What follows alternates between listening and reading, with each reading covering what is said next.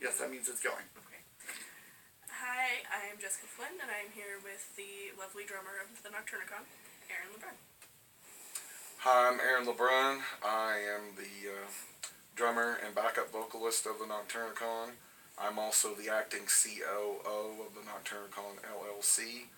I've been playing music professionally for about 30 years, and I'm here to give you some insight into my life and times in music and all the fun that goes with it.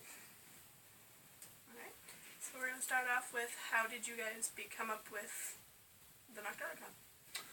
Well, the Nocturnicon goes back to myself, Corinne Odell, and Douglas Peck were the three first original members of the Nocturnicon. Prior to that, me and Corinne and Dell were the drummer and bassist for Becky and the Noise. We had decided that we wanted to have a much harder edge band, and we also wanted to do our own thing, so we exited Becky's group together, and then at that time I was the general manager of Mr. Money here in Laramie. Corinne Odell was my assistant manager, and Douglas Peck worked right next door at Little Caesars. So we saw him every day. I saw him every day getting lunch and stuff. And me and Corinne Odell, decided that, we were talking about different potential members for the group, and she brought up Doug's name. And I was a little bit skeptical at first because I'd never heard Doug perform ever. And then after our first jam session, I was convinced that we really had a diamond in the rough, and we got Mitch Haynes, who was Doug's roommate at the time, to play guitar, and that was the first lineup of the Nocturnicon. Who all is in the band at the moment? Our current lineup is me on drums and backup vocals.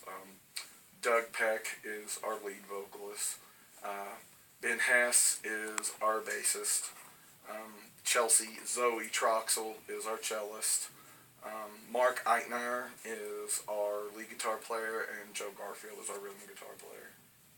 And that's our current lineup.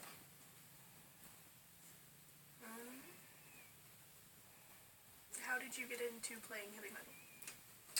Well, that goes all the way back into the early 80s. The first time I really heard hard rock, it was Black Sabbath. I saw Black Sabbath on television, a video of theirs on MTV, back when MTV still played music videos. And I was just blown away. I was completely blown away by it, and I'd always been interested in percussion and drummers, and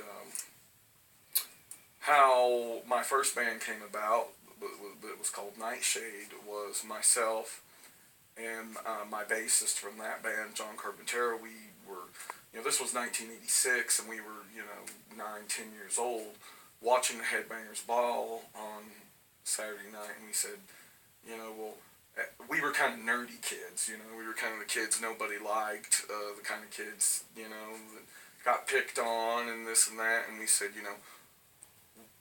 wouldn't it be a great way to really boost ourselves and make ourselves cool if we started a band? And it was in my parents' basement in Ashland, Kentucky, that Nightshade was born, and that's how my whole career in heavy metal got started. How old were you when you started playing? I was 9 years old. Yeah. 9 years old. It's really funny because, if you guys see the drum kit I have now, my drum kit at the time then was really, really amusing. It started off with, I had my brother's Ludwig snare, which was by far the best thing I had on my drum set.